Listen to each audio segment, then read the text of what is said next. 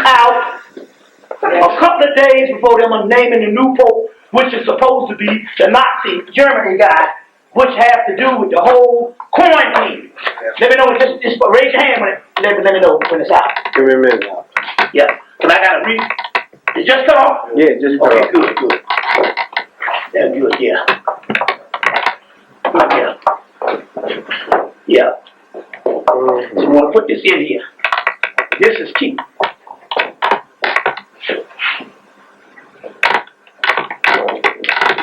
Let me know when you're ready.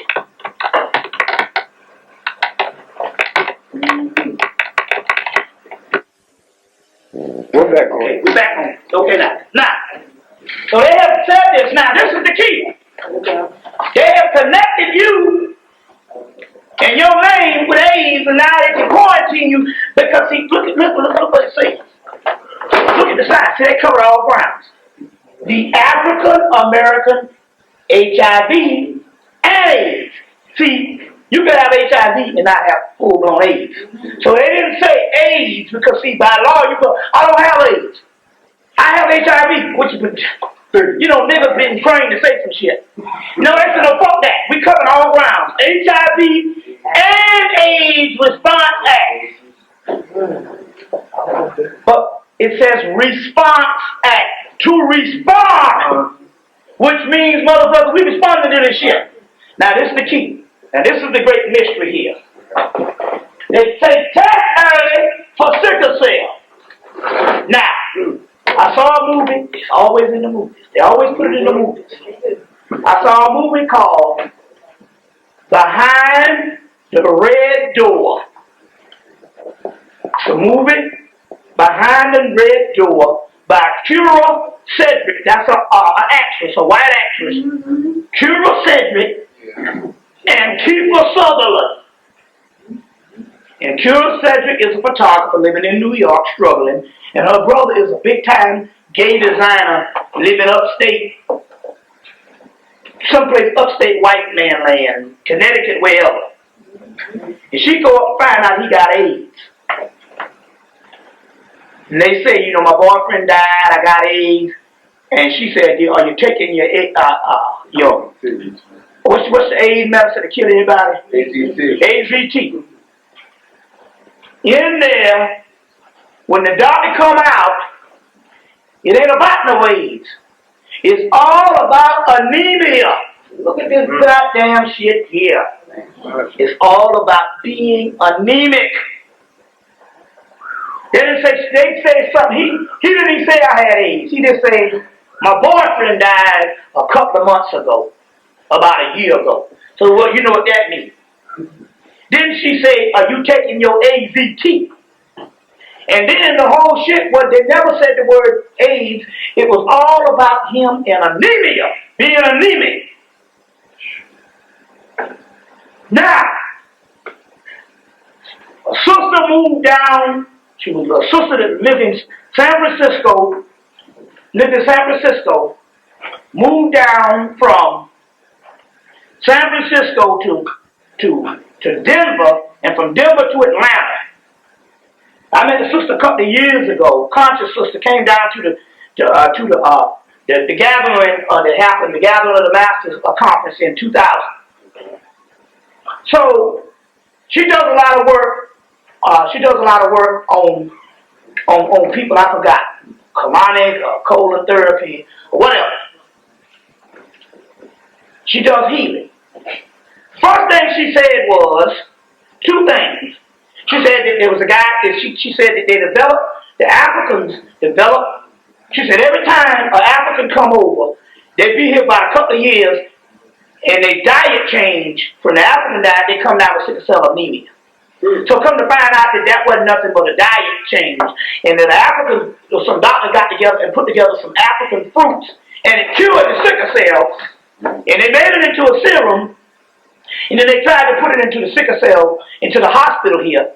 This white woman who didn't know what time it was ordered this whole bunch for the hospital, and the hospital came out and said, we can't accept none of that. So they tried to take the serum to the sickle cell organization, and the sickle cell organization denied it. Said, we don't want it.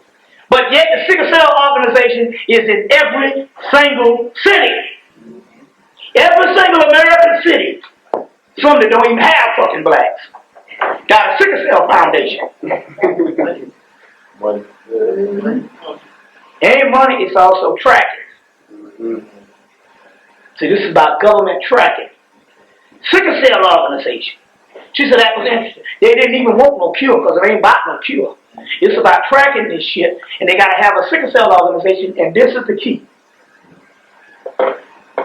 They're getting ready to say that AIDS and sickle cell is one and the same. Thus, House Representative Bill, African American HIV and AIDS Response Act. They come out with the stamp, test early for sickle cell. The first thing I see the little pretty baby and the sister kissing the baby. And you give motherfucker all heartfelt, people look at the little stamp. I say, something up with this. Before it happened, I said, when I first saw it, I said, something is up with this.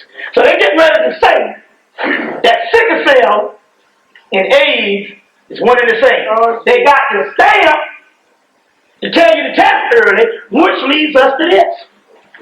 Now, it was the black church that came out and said, test. But one sister called me up and told me, she said, I just got this call. Now, she said, I got this mysterious call. Somebody came up and said, came up and said, we just got a call. Some guy came down HIV positive. And he named your name as one of the persons he had sex with in the last 10 years. Well, big fucking deal. So we can't tell you to take the test. But we suggest you take the test. But now, when you take the test, you automatically go into, once you take the test, you are now a part of the government Terrorist Act, which means if you take the test, you're going to come down HIV positive because there's no such thing as the AIDS thing and what they're telling you. Otherwise, white people have been wiped out years ago. Yes, you know what I'm saying? yes. So what happens here is, when you take the test, and especially if you're conscious, you're automatically going to be diagnosed with AIDS. You understand what I'm saying? Then they say, but once you take the test, you're under quarantine if you have sex with anybody. It's a terrorist act. Oh, shit. Because that means you systematically have a weapon that you're using against American citizens. Fuck them.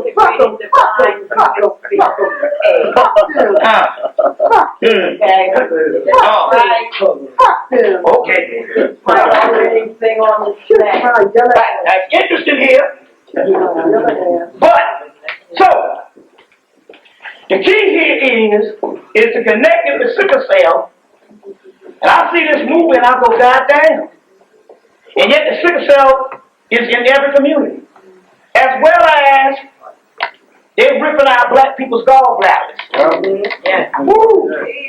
You go there for a damn earache and they convince you to take out your gallbladder. And then when you ask them, why you need my gallbladder? They say you don't really need it. It's about like that tonsil thing. Yeah.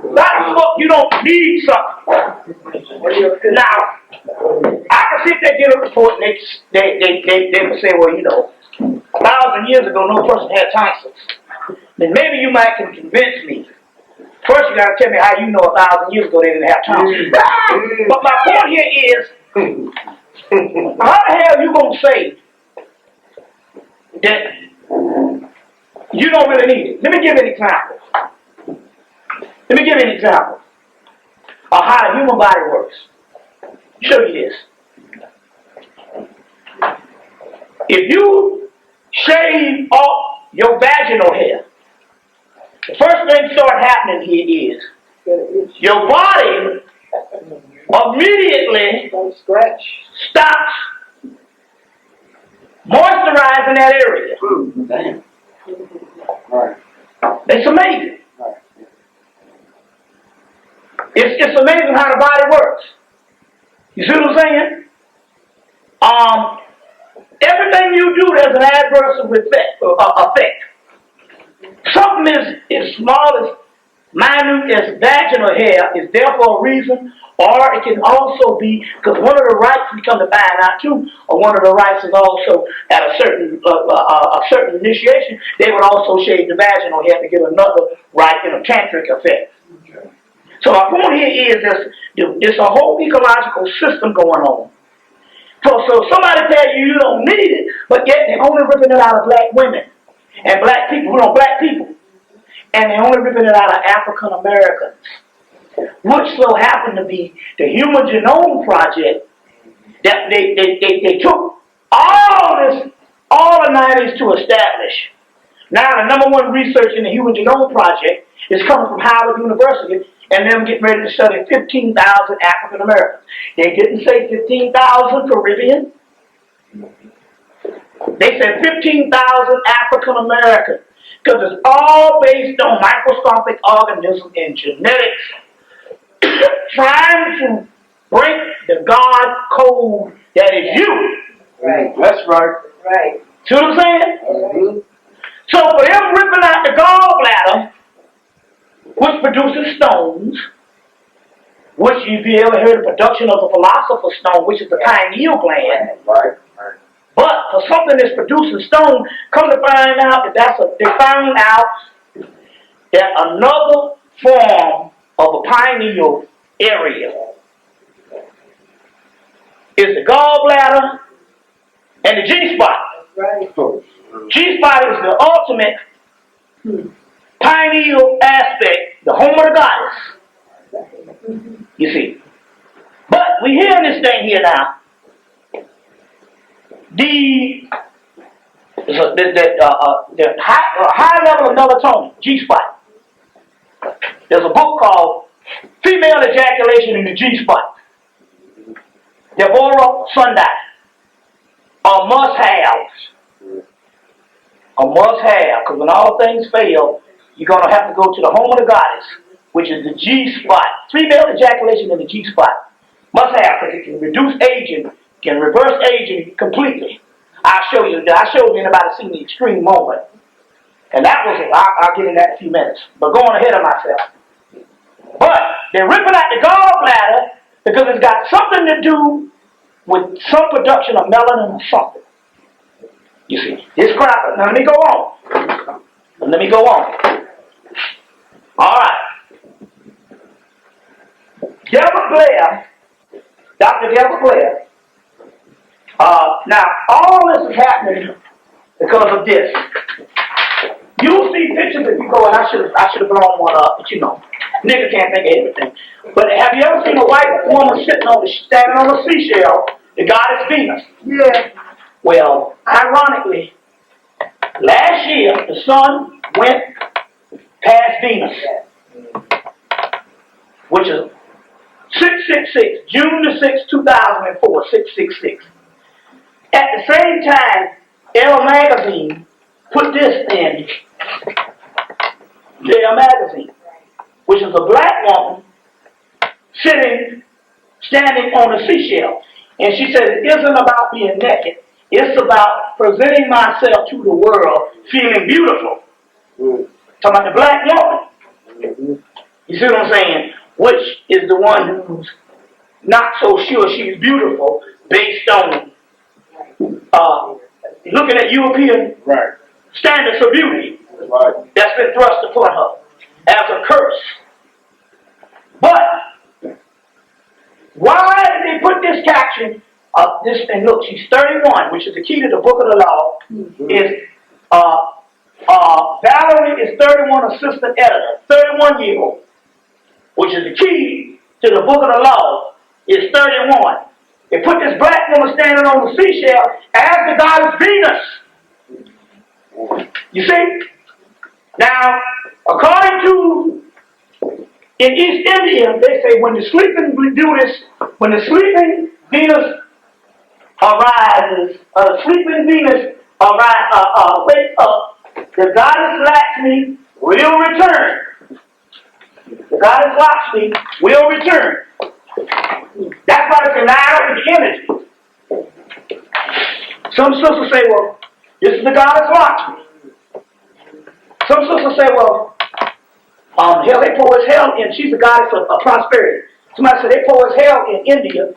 Why the hell should I focus on her? I said, first of all, she's originally indigenous African. And number two, she ain't talking about India. She's here in America. It's about us. This is a black woman. She is it says Lakshmi, the goddess of beauty. She becomes, her story is, now Venus rises up out of the ocean, from the foam of the ocean. The story is that Lakshmi, because this is a later day version of an older version, Lakshmi rises up after the gods churn the cosmic ocean. Gods and demons churn the cosmic ocean. And when the gods and demons churn the cosmic ocean, at the end, they get this goddess Lakshmi rises up. Now this is the interesting thing. Now you say, what has got to do with us? The gods and the demons is metaphorically talking about what's going on inside of your body. The demons is the root chakra. The gods is the heart chakra and the higher chakra.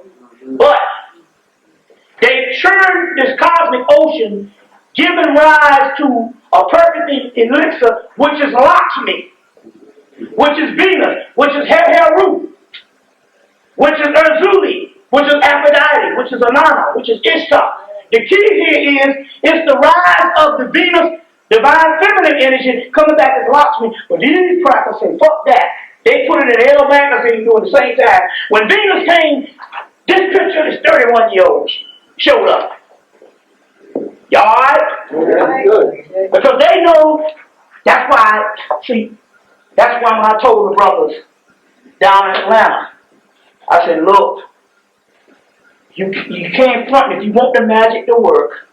Number one, they should have told me. I didn't know a day later they was trying to get Dr. York out of jail. Dr. York told them to call me up. And I could have told them, this shit can't get Dr. York out of jail. Because number one, that's a part of the old patriarchal order. Yeah, and them niggas had to sit the fuck down. That shit is over. You see what I'm saying? That patriarchal order is through. That's right. You see what I'm saying? And you gotta realize, it ain't about him. It's about the goddess. That's right. Come on, man. And you gotta realize, I said, so this shit ain't gonna work? It was like, when we talking about Apollo, I said, no, you don't understand. Apollo got 5 goddesses up in there. And I said, ultimately, when you strip off what you call male, them ain't nothing but goddamn bitches. In the spirit sense when I say the bitch. Preachers of the dog stuff. But what I was talking about here is, there ain't no male gods. We just got the book last year by Geraldine Pinch, Egyptian Mythology by Geraldine Pinch. And in there, she said something that the other Egyptologists wouldn't say, that Osiris was not only worshipped as the god of the dead in ancient Egypt, Osiris was worshipped as a mother goddess in early Egypt. Right. Osiris is a mother goddess. That's right. Osiris is in Heru is one and the same. That's right. Heru is the god Venus. That's right. That's right. Remember we said the last and right after Christmas, the brother Atiba came, said that when they studied the Osiris, he's in the Hemmitt, that Osiris and Venus was one and the damn same. Right. That means that all these shits was nothing but the feminine energy before they was put to the masculine aspect. So I was trying to tell the brothers, look, the parade with a motherfucking nigga up there trying to be the one, that shit ain't, that's a patriarchal view of things. The patriarchal view is all exclusion. That's where you get these male boy clubs. The matriarchal is all inclusion. You know she's gonna include her goddamn son. You know what I'm saying? She'll kick the daughter out of the house before she kick the goddamn son. That's why he ain't shit, because he know he got mama gonna have his goddamn back to the day both of them go in the grave. That's just the way shit is. You know what I'm saying? We always can depend on our mama. Like they said, even Jack the Ripper mama say, them bitches had it coming.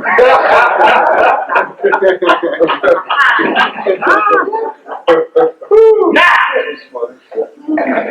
so they gotta start this war. So, Dr. Devil Blair was in, Dr. Devil Blair was in, I got more research on this, because I talked about this in Baltimore. Dr. Devil Blair was in, came on the radio out in California. And he said that they had got word about an exclusive place in Atlanta that Bobby Brown, Whitney Houston, Ludacris, Jermaine Dupri, Janet Jackson, even Puff Daddy, Usher, and all the Atlanta crew of people, they eat out in this rich white area in Lee. Well, it's goddamn. We talking about the $100,000 house club. Yeah. So the place they eat, you understand what I'm saying? And shit, they got, they got places you go to. You gotta have a reservation, and it take a month before they call your name. And it's about $100 a plate for each customer. So there's some high-end shit. So they got this Asian restaurant out in this high-end area, and come to find out that they was feeding Bobby Brown and all them rats and cats and rats. Oh my God. Now come to find out it wasn't just Bobby Brown, but these some rich white folks out there. It's a delicacy, but they also come to find out they had it in. They had it in New York, they had it in the USA Today. Okay. That was the first thing. Then the shit started unraveling. Me and the sister, the end of last year, every time we eat, there ain't a black person cook that's in the black community, we get sick. No foreigners. Okay. Atlanta is the head of the CDC. Yeah. They got a place called Underground Atlanta. They had all the food court there, and I remember when they first reopened it in the 1980s, you could go there to have one Asian place, and they had an Asian standing out there giving you food. It was Japanese, though. If you're going to eat Japanese or Thai, you see. But it was Japanese. Now you go there, every single person in the food court, and they got about 20 venues. They're all giving you people these toothpicks full of have this, so you can go from one end of the food court and eat a toothpick until you go around to the other end of the food court and say, fuck it, get you a soda and go home, you be full. But this is the mystery to this shit. They do it here. This is the mystery. Now, I was in Newark, New Jersey back in '96 doing an election.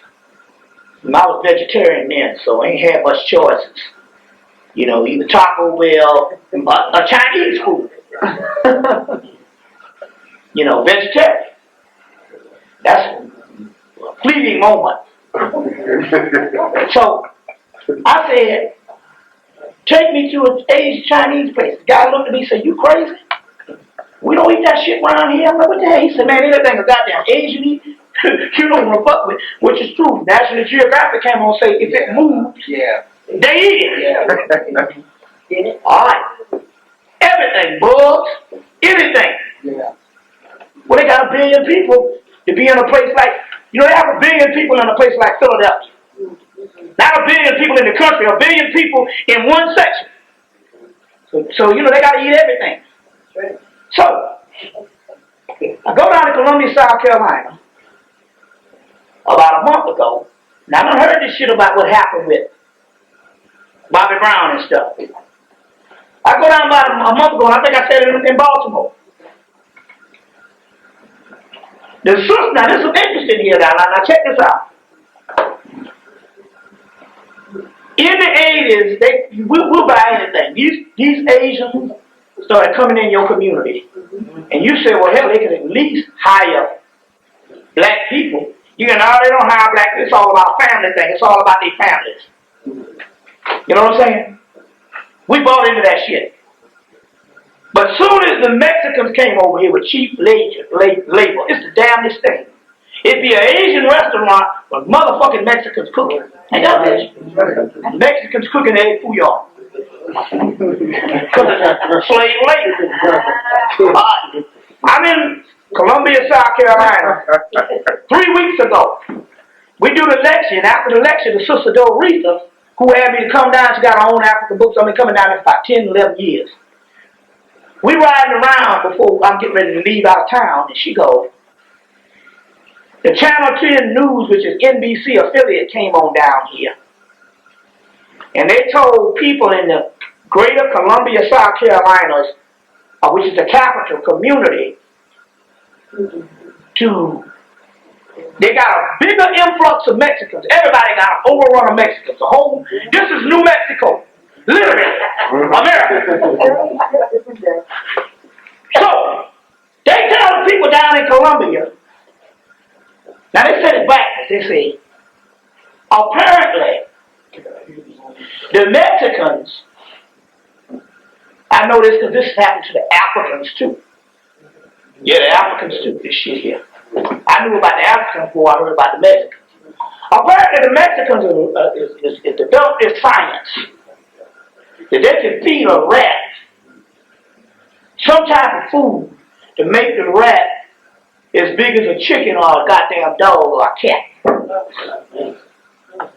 So they came on TV and said, so these rats, these big ass rats, because they got an over influx of Mexicans, got out and they roaming all around Columbia, South Carolina. So they come on the news and they say, please people, if you see these big rats, don't poison them because the Mexicans use the rats for their chili and their tacos. I said, wait a minute, hold on, wait the fuck. Why didn't you say Mexicans? Don't y'all eat no more goddamn rats because these niggas is gonna poison them. But they can't say that because the key here is all the Mexicans work for the Asians. The Asians, when you eat other than the chicken wings, are what we call Bruce Leroy's, these Mexican, these Asian places in the black community. The Mexicans work for the Asians, and why the people in Columbia, South Carolina said, now if it's in Columbia, what you think about up here? They didn't say Mexicans don't eat no more rats because niggas is poisoning them. They told the niggas not to poison the rats because the Mexicans eat the rats in their taco and their chili. But what is happening here is the Asian restaurants got the Mexicans working for them. And as a result, what is happening here is they had to warn the greater Columbia community because the Mexicans are selling black people rats. And since everything tastes like chicken anyway, and because everything is stir-fried and cut up, you eat motherfucking rats. And because they can grow the rats now big as chickens, the TV had to come on and say, don't poison the rats because they knew it was going to end up in the food supply. Saw in the movie Demolition Man. When they went down there, they was eating rat burgers, and they said, you see any cows around? But this is the most interesting thing, because but it's interesting here because on the news, they said that the Mexicans they use it to make chili and tacos. And in the movie Demolition Man, what was the one restaurant that survived the food war? Taco Bell. See what I'm saying? The CDC got in on it because about 15, 16 years ago, they busted some Asians from selling cats and dogs. Yeah. But the CDC got in on the shit And out of meanness and out of experiment, the Asians now is selling these rats, and it's a government ship. Now let me tell you what the deal is. I went to Baltimore, Maryland, this was when I went in November the 1st of 2003. And at the end of the lecture, the sister Carlene, I said, I'm hungry. She said, well, ain't nothing open now but Asian places. But she was saying it almost like to say, well, motherfucker, it's too late for your ass. There ain't nothing open. See, it's not. There's nothing open but Asian places. It was almost like, it's too late for your ass. There ain't shit open but Asian, as if to say, now you getting some fucked up shit. Right. And then she said, there's an Asian place on every corner. Yeah. Hey. You see what I'm saying? So they feed them rats, and then you kick in genetically modified soybeans, which shuts down the melanin. You see, the Asians are the assassins for the white man in the black community, under the skies of Bruce Leroy. When I went to Columbia, South Carolina, which is 3 times smaller than here, they say there's an Asian place on every corner. Nichols is in the fried rice, which is genetically modified soybean, but the shit based on the cats and the rats. Gotta understand what's going on here, based on the science on how they dealing with this shit. Y'all alright?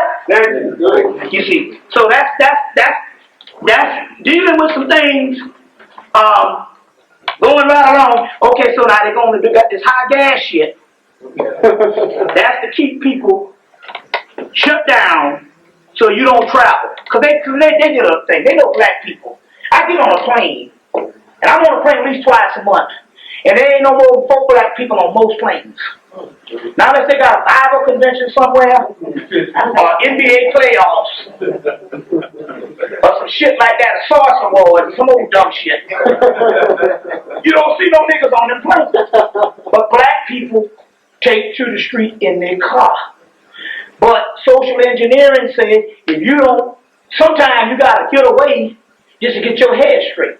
So now they got the high gas, that's all still a part of distraction, as well as locking you down. You see, as well as locking you down, as well as they're getting ready to make all prescription drugs. You're going to have a prescription for all over-the-counter prescription drugs. So you're going to have a prescription to get bare aspirin. That's a lot now. You know what I'm saying? Which is very serious. You know, you can't get no Robitussin. You see, so very key on how this thing is going down. On how this thing is going down. I just want to put that particular thing in here. It's just like with the Johnny Cochran, you know, they attacked Danny Glover. They attacked Danny Glover a couple of months ago, and although he did some little buffoonery thing in the movies, Danny Glover was a conscious brother. Yes. I met Danny Glover at a conference in Atlanta in 1989 talking about black women and oppression. You see what I'm saying? He was a conscious brother. So they set him up, talking about he went down to Cuba and threw out baseball for Castro. Well, didn't the Pope John Paul go down to Cuba? You ain't said that Pope John Paul was fucked up for going down to Cuba, but he's a conscious brother, so they attacked his particular ass at this particular time. You want to take a break right quick, get some food, and then come back and we'll do that. I don't want this stuff to get, you know how it is. This genetically modified stuff these days. You gotta eat it fast. Or turn into something else into bewitching hour.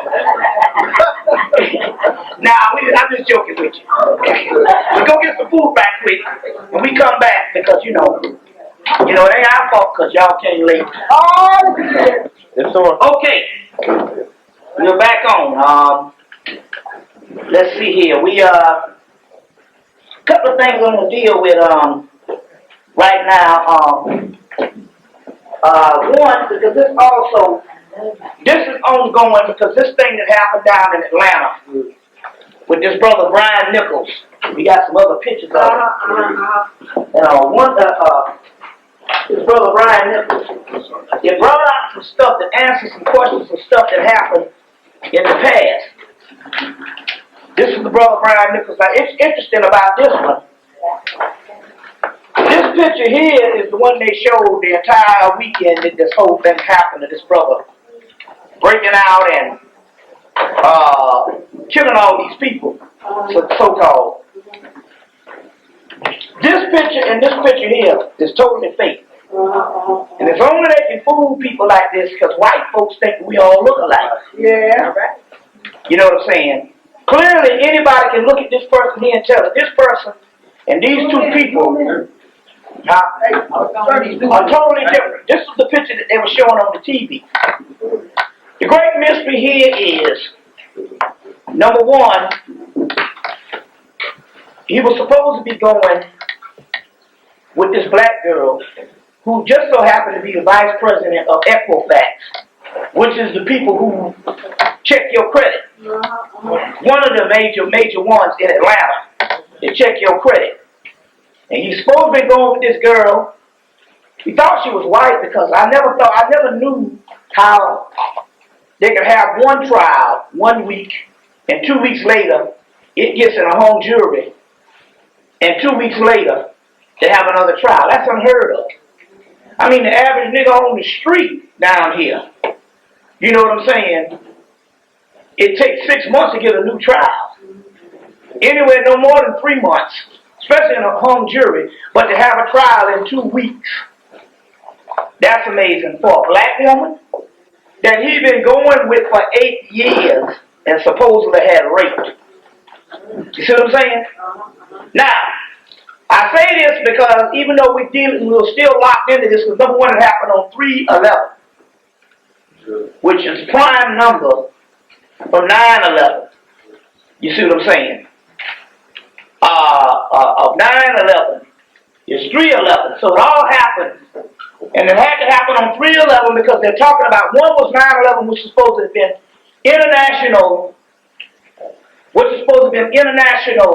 terrorism.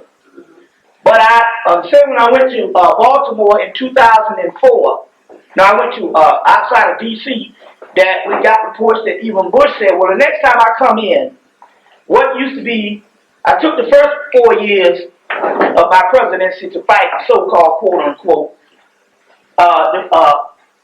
international terrorism. But now the next 4 years is going to be domestic terrorism.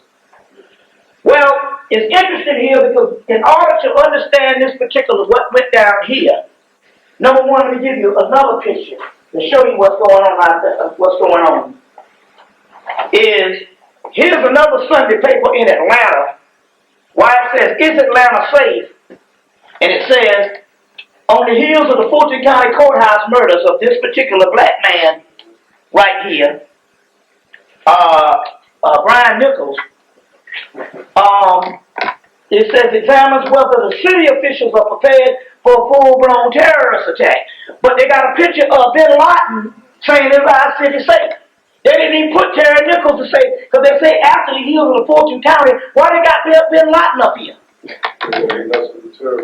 You see what I'm saying? So, but the key here is he killed a Homeland Security agent, which is because he killed a guy who was over U.S. Customs, and U.S. Customs was taken over by Homeland Security in 2002. So because he killed a Homeland Security agent, that makes it a federal case.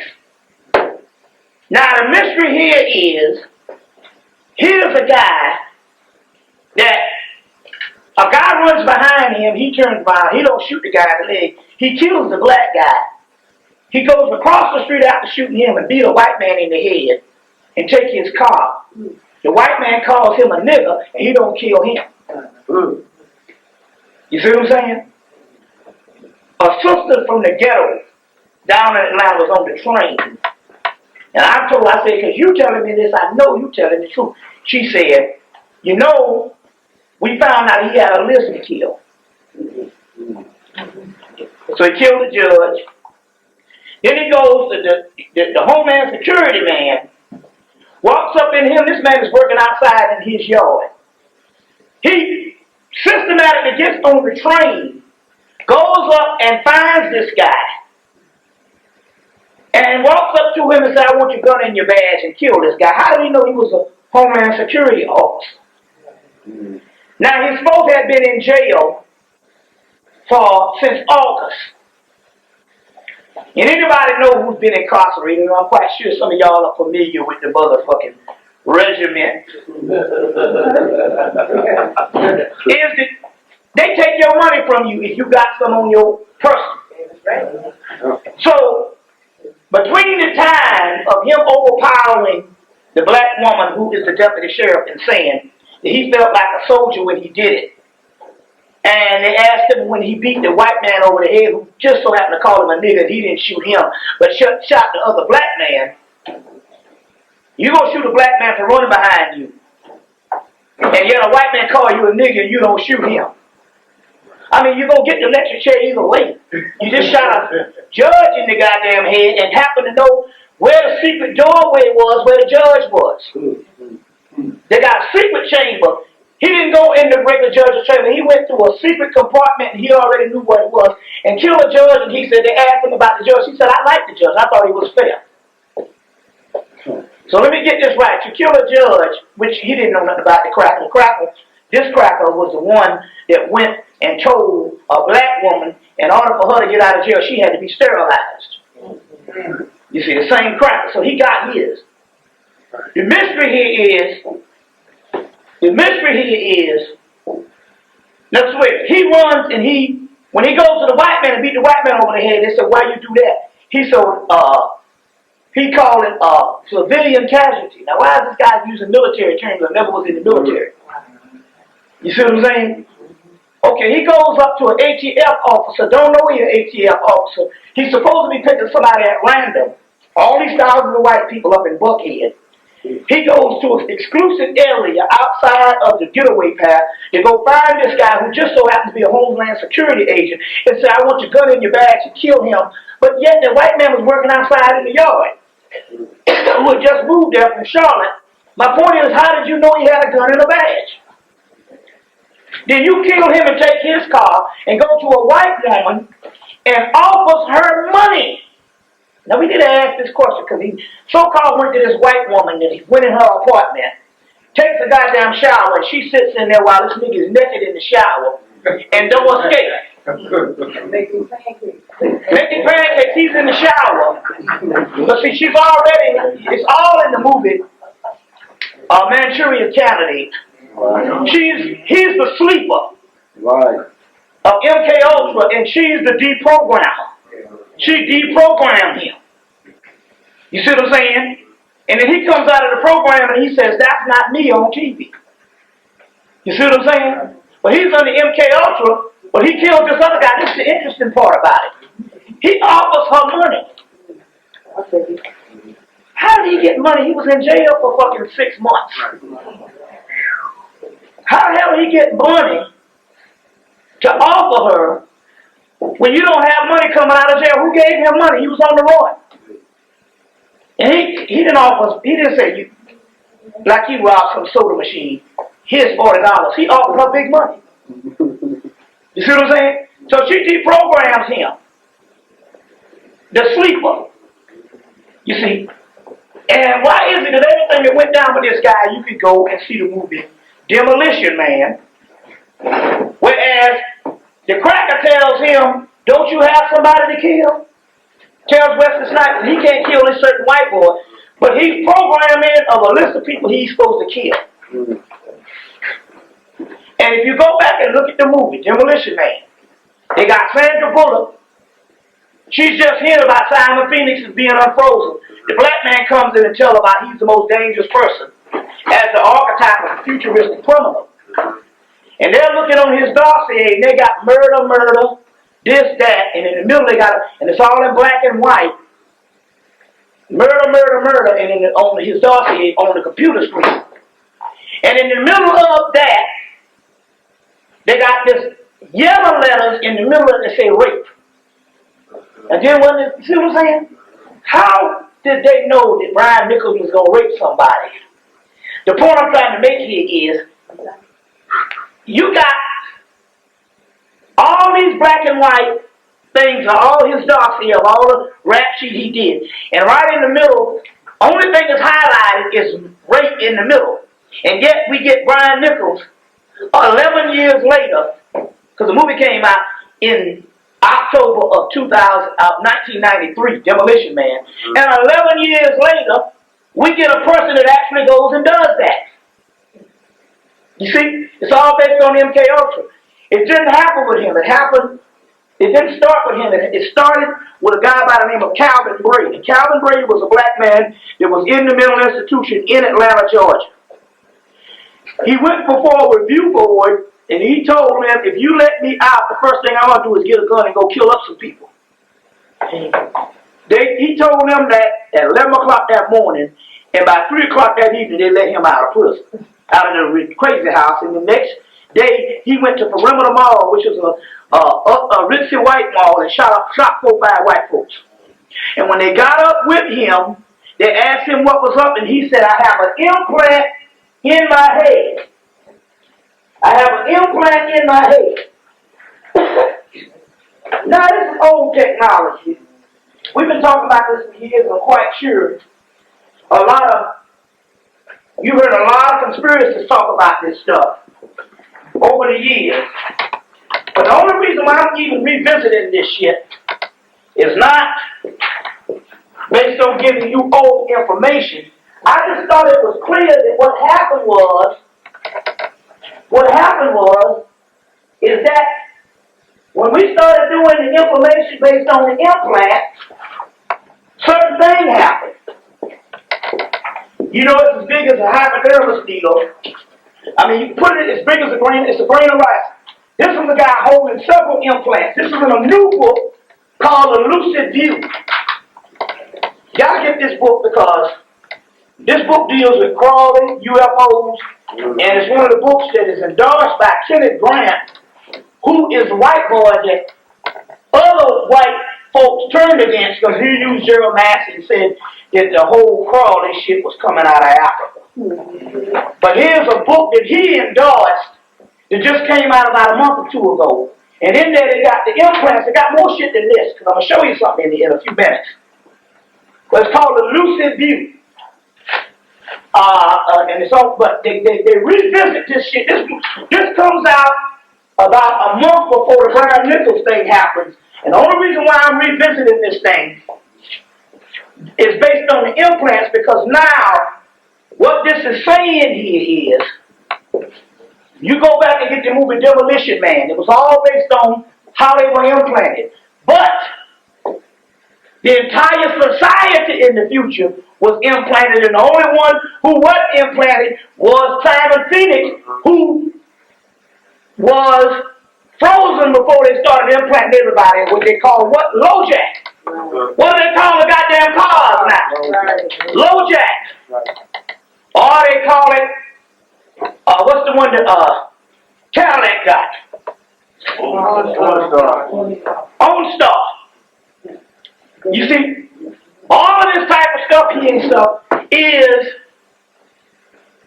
now this thing all comes together because they, you know, they had a little white girl that got missing before Christmas about a year ago, maybe 2 years ago, in Chicago, a little baby, and then they said, well, they found her. And they said, well, we could have had her there a little bit earlier if she had the chip. Cut the bullshit. Look, if your motherfucking baby was born in a goddamn hospital in the last 20 years, they got a fucking implant. Don't think. Now remember now, they always give you technology. Whatever they give you the technology is at least 30 to 40 years old. As a matter of fact, I say that because now I'm revisiting this to understand this, because I never could understand this. In human nature, in human nature, if you have a warning of something. It is by human nature that you would gather up some type of cohesive instinct against something that you've been warned about. And I never could figure this out how I asked. How is it that you could have a crack cocaine to come up and you see how it devastates the community and then 5 years later another motherfucker get on crack? It don't make sense. Right. What we found out here, if they have been implanting people, number one, if they have implanted people since the last 20 to 25 years, that's the first thing. And they have implanted just about anybody who's seen the inside of a hospital. That's the other thing. That you could have got a craving for crack cocaine because of a damn implant that will give you the craving to get on crack cocaine. See what I'm saying? We do know that all your gang activity. And you say, well, you know, I've been on crack or whatever, and you never know how you get implants. Free clinics? You see what I'm saying? As a matter of fact, we have if you just see, a lot of times we don't think, because and I think it's just America, because I found out white people are just as dumb and stupid. See, one thing that 9/11 taught us was, I'm surprised, I'm in awe, I thought that white people were smarter than this. At least they made out to be, but they bought this 9/11 shit. You see what I'm saying? So it means in actuality, in order to fool you, they got to fool the whole damn country. But everybody here, and I talked about this years in the lecture, have a 3-year attention span. You don't know what went on in 1970. You don't know what went on in 1985 or 86. Because you delete your files after a while. And I say this, and let's go back and think for a minute. The prototypical behavior that which is now come to commonly be known as the ghetto or the project behavior. Go back to the 1970s and 1960s and the 1950s. There was no such thing. I got it. Oh, we rolling? Yeah, okay. There was no such thing as that behavior. What I'm trying to tell you here is, it's clockwork. Some of the shit that you call the project behavior, you would have seen aspects of that in your black parents in the 40s, the 50s, the 30s. It would have always been prominent. This shit just came up overnight, and we just accepted it as being behavior of a low-income people, and it never was. I'm trying to say here is this. Take what you call a project, ghetto, hoochie mama, whatever you want to call it, thug, black, or whatever you want to call it, that's been prominently known as ghetto behavior. I'm telling you, if you go back to 1976, 1966, 1956, it didn't exist. That means that somebody had to genetically implant and socially engineer behavior that will coincide with the black pathology that they want you to be now as a thug and all this kind of shit that go along with making you the goddamn enemy. That's right. They didn't have no person. See, what I'm trying to say here is, all you got to do, these things are new things that we just took that, all of a sudden, this was a group of people, because they didn't have no money, their behavior just automatically started being this way. We ain't never had no goddamn money. The whole country was in a depression in the 1930s, and they say, whatever the depression was in the 1930s, it was the fucking subhuman animal level based on poverty, what black people went through. My point here is, with our most deepest part of depression did not produce a people that they convince you to say that these motherfuckers are falling apart based on low income. It's bullshit. They implanted certain behaviors. You see what I'm saying? That coincide on the reason why you would say, they start killing motherfuckers in the ghetto. Well, I've been saying this for years. You would be able to trace that shit back that we was killing people on the streets in mass and killing people like that in the 40s, the 50s, and all of that. Now don't tell me you done had how many deaths in the last 2 weeks? 2 weeks? 3 weeks? 3 months? Maybe 50 But you can remember, maybe 2 years ago, you didn't have that many deaths. That means that somebody done pushed some goddamn machine and done cut on some implants. See what I'm saying? And all of a sudden, we find it as black on black violence. But yet, nobody in the world behaves like us. Now, I studied them Mexicans. They just as poor. They got a whole other behavior, and they ain't motherfucking goddamn crazy like us. And if you say, well, it's just black people, I studied the motherfuckers from the Caribbean. They don't act like us. There ain't nobody out there acting like us, and I'm trying to tell you a lot of this shit here is the reason why this book is back out, and the reason why this thing is going on that brings this up again with this particular guy here is we are all under MK Ultra. At least y'all motherfuckers have propped yourself up in a free clinic and a hospital in the last 20-something years. Now, it's interesting here why we say that, because how did Reginald Lewis, the guy who bought Beatrice, die, or Beatrice? Yeah. He had the same brain tumor as fucking Johnny Cochran. And how did they do? They say they sent him a cell phone. And from the cell phone developed a brain tumor. The same as they sent Johnny Cochran a cell phone, they activated something. Which means that we are talking about an entire implant nation run. All we're doing is recap because now it makes sense. Because I used to come to Philadelphia before it became a cell phone shit. It is interesting. Me, Jalal, and a couple of people was pointing out these satellites that they had in the black community, and this was long before they had damn cell phones. They were there 10, 12, 13 years ago. You see what I'm saying? Now, it's interesting because the Nation of Islam did they had a final cause. They had a UFO over a White House back in 1992. And then they were talking to a Japanese guy. The Japanese guy said, they're putting up these satellite poles to give you low frequency. And these low radio frequency waves. And he talked about that. We were seeing these particular poles and these things long before the cell phone. Because if you point to them now and say, what's that? A nigga said, that's cell phone. You see what I'm saying? That's cell phone. We were seeing this shit long before then. You see what I'm saying? And the point I'm trying to make here is they were running the actual implants. So the entire aspect of implants, including the gang violence, which was put together at Pepperdine University, the gangs, put together at Pepperdine University, all that shit from the gang violence to everything is implants, including all of a sudden the violence has started back up, which the gangs now is on the terrorist bill. Now, this is the terrorist bill.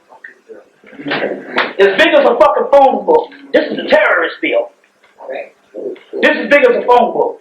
Anybody saw the movie Fahrenheit 9/11? And the guy said, we don't know. We don't read the bills, we vote on the past. And I've been saying for years, you might read the front page of a bill, but yet the bill is as thick as a fucking phone book. You see, so this is the terrorist bill. You see what I'm saying? So we're leaving this behind for Brother Varsisi, so, you can get with him. It all depends on how much it costs to make one of these. But if you want, you can also get that particular terrorist bill. But the point here is, this has to be the new face of terrorism. So in so many words, what happened with this guy, Brian Nichols, is, and this is the key, in domestic terrorism, they secured what is called a perimeter, which means since 2001, your airports have been under Homeland Security, been under martial law. And I've seen this shit and witnessed this shit for the last 4 years. The airport is under martial law. They had a white boy forget his camera on the plane and just ran back down the escalators to get it. And they canceled all fucking flights and arrested this motherfucker. And then the airlines tried to sue his ass. And all he did was try to get his camera. Because he didn't go past the proper checkpoints. See what I'm saying? He didn't go past the proper checkpoint.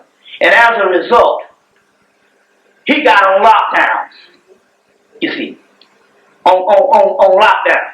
You see. So, going back, so as a result, because this is very important, as a result, what happened here is the perimeter was under martial law. Now they have to bring the martial law inland. And the Terry Nichols case brought the martial law inland. You see what I'm saying? It brought the martial law inland, which means that because he killed a Homeland Security, now they're saying that the Homeland Security people can take over the court system, the local court system. So it's all becoming federalized. You see, and the new face of terrorism is black people. That's why there's not. That's why this is on the Tuesday paper of Terry Nichols, and this is on the Sunday paper,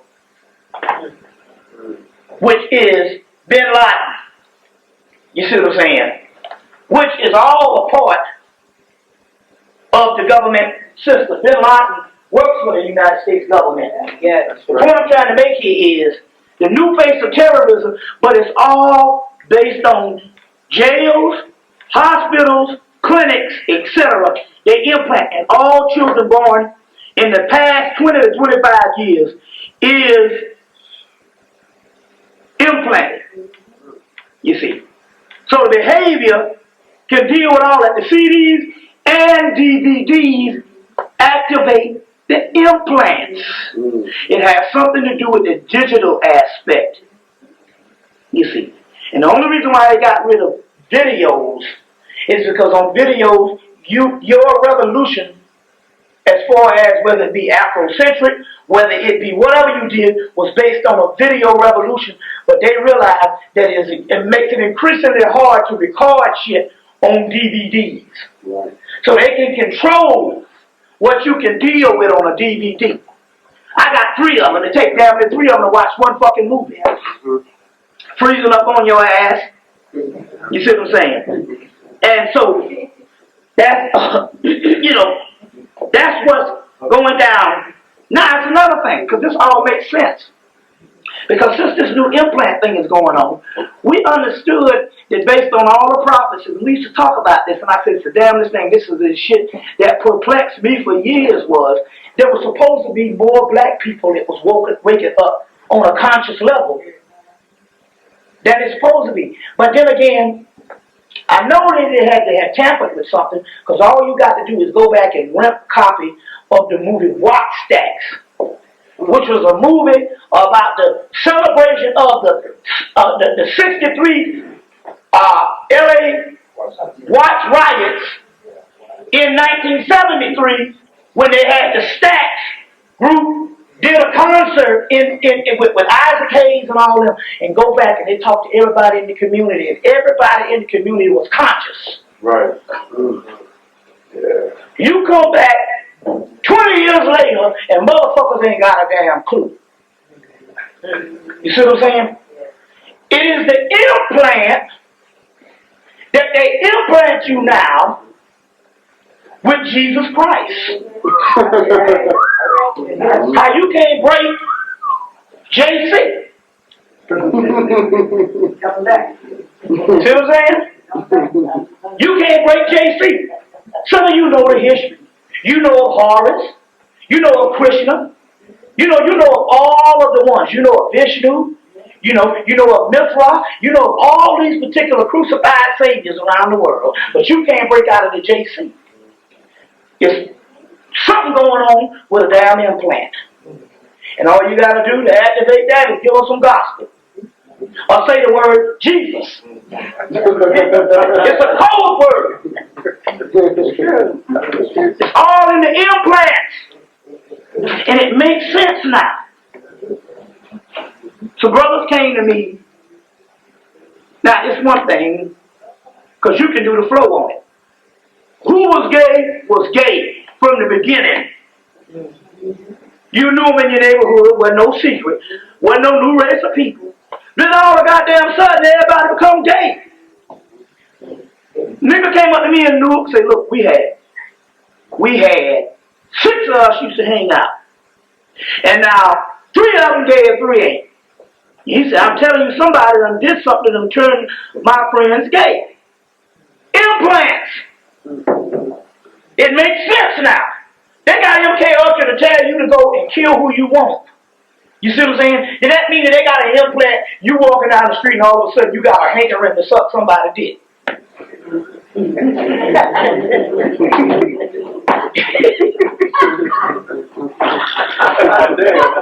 It's an implant. It makes sense.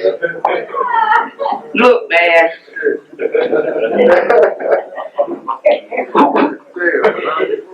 I went to Detroit, and every woman up there said, I'm the damn, and every nigga up here ain't gay. Something is happening, man, and it's triggering some shit. You know what I'm saying? You know what I'm saying? It's triggering some shit. You know, you go to drink some goddamn water and they say, oh, you want to wear some bras. Some shit happening. Implant. Because it's coming through the TV signals that, but it's all based on whether you tamper. And you got plenty of ways to get contact with some shit. Hell, half the flu shots. Look. They say that you can put this shit in with a hypodermic needle. Well, they're telling everybody to get immunizations, flu shots. You see what I'm saying? You don't know what that shit is. It had to be something, because everybody will get the flu shot come down with the flu. So goddamn it, they must be shooting some shit, some type of implant, and this stuff is coming out. But this is the first time, because the book, The Lucid View, they're talking about all kind of occult shit. They talking about Gnosticism, they talking about cult, and they talking about this shit right here. And it's all connected. Because this is what's stopping people's consciousness. It's almost in the movie Harrison Bergeron, when he's talking to his father, and they talking about boxing and everything cool. When he start talking some serious shit, his father shorts out. Just get dumb on. Well, we know this too. I hear guys say, yeah, I talk about this, and then my wife, he said we could have numerous amount of conversations about everything. And as soon as we get into this consciousness, she just blank out. Or it's the same thing what sisters, they say, you know, the nigga, we can talk about everything. As soon as we talk about the consciousness, it's like, motherfucker, they shut down. You see what I'm saying? And it's about like in the movie every time. No, look, they showed it. Demolition Man. Sylvester Stallone say, all of a sudden, I just got this urge to yarn and knit. So he was knitting shit and yarning stuff. Stuff, you know, and knitting stuff. Crocheting and shit. And yet, isn't it interesting? There's got to be implants, because if a people go on a damn rampage, why is it that if you look at the amount of black people that's shooting up other black people, they never tend to shoot up the white man? But it's in the movie, every time he went to go shoot, the white boy, he couldn't do it. And how did he have to kill the white boy? He had to throw the gun to another white man and told the white man to kill him. You see what I'm saying? It's all in there. I'm revisiting this stuff because of the Brian Nichols thing. It was MK Ultra. My point here is this. Why would they put out a movie of Manchurian Candidate that was done in 1963? They put it out, and this time choose Denver. Yeah. They could have chose Bruce Willis, Ben Affleck, or any of these mothers. And why at the same time that came out, a movie called Unstoppable with Wesley Snipes came out, and it's a movie about, they shot a serum in Wesley Snipes. You see, that went straight to video. They shot a serum in Wesley Snipes, and Wesley Snipes, anything they suggested to him became his reality. And how did he get help at the end of the movie? It was a white woman had to help him. It's called Unstoppable. You see what I'm saying? It's always for still. Now this is the key on how they're going to do this. Also, Total Recall. They fucked up his implant when they, in the movie Total Recall. And that started his odyssey to tell the truth. And that's why they got to keep giving you checkups and shit. Because your vibratory rate when you're rising up, it destroys the implant. Yeah, okay. And that's why they got to keep on telling you to come in and get a fucking overhaul. Get reload jacked. Or get all types of flu shots and all types of shit like that. Vaccines and checkups. You see what I'm saying? I'm just trying to tell you what we're talking about here is a complete robot nation. That everything that's going on down here is based on the design of whatever implant they implanted you to do whatever they want to deal with.